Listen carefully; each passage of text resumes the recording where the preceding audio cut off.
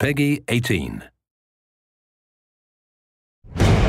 In this 4-part series, get an inside look on the making of one of the most anticipated titles in gaming history. This is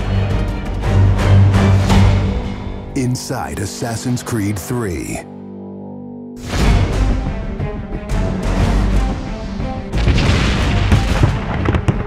Something we really wanted to emphasize was the sheer brutality of combat in the period. We've all seen the paintings of the Revolution, and death is glorified, death is angelic, but it wasn't that way on the battlefield. It was a brutal conflict. It feels that you're constantly going through dynamic fights, and that's not something technically we could do in the past. So it was like a personal challenge on the team to say, no, I think we can do this.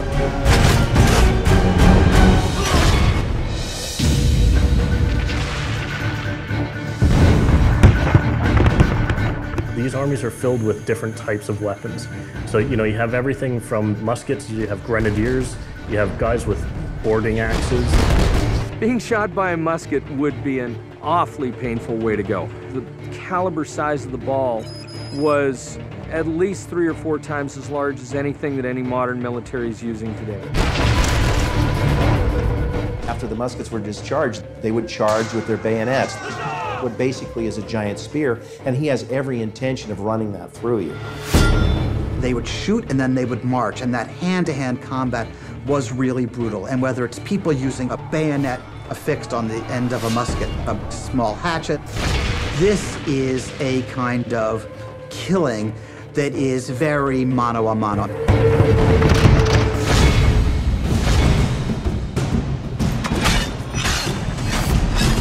All the animations, all the weapons are brand new. It was interesting to start on a new style of fighting that is much more close and aggressive. Connor's favorite weapon is the tomahawk, obviously super deadly in hand-to-hand combat. Also the bow and arrow.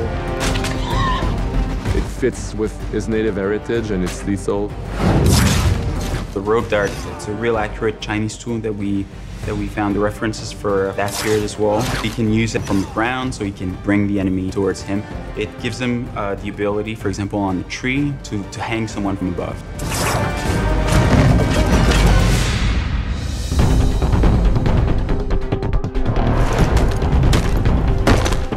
In Assassin's Creed 3, the one thing that we've decided to do is to revamp the fight system from scratch. We wanted the skill in the combat in the game to be about transitioning from character to character by choosing the right moves, by performing them correctly. It allows you to basically mow your way through large numbers of people if you're good enough without stopping. What do you do if you go into a bunch of guys with muskets and they try and shoot you? So we had to figure out, can you dodge them? Can you run away? And we've added all these options, but our big one is the meat shield, where you can grab a guy and he gets shot instead. Our mocap guys are stuntmen. We spend a long time with them rehearsing and figuring out exactly what would be the greatest choreography. We had to go through, like multiple people. Connor is trained in a very different style of fighting to the British soldiers. The close quarters flow of the combat that's happening between the punches, the kicks, and everything else is indicative of what happens in the real world.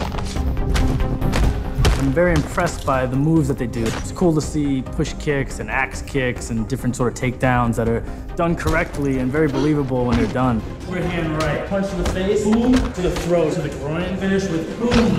This is something new for us that we're really proud of. It's fast, it's fluid, and you go through these guys like butter.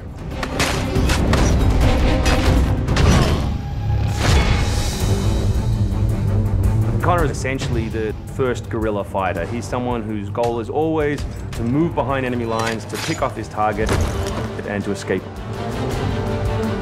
Employing guerrilla tactics, or what we now know today as asymmetric warfare, was something that truly was a component of the American Revolution.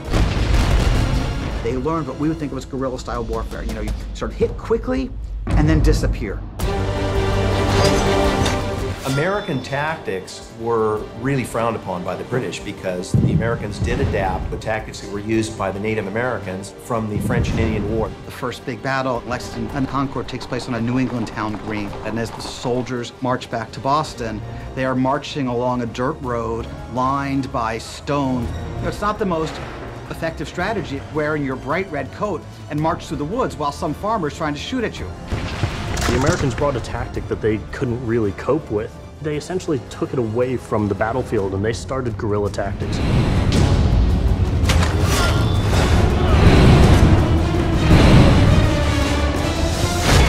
Next time on Inside Assassin's Creed 3, the hero behind the war. Connor is the hero of the American Revolution. He's a bit more like Dirty Harry. Connor is the current-day Special Forces soldier. Silent, stealthy. He's fighting for freedom and he's fighting against tyranny.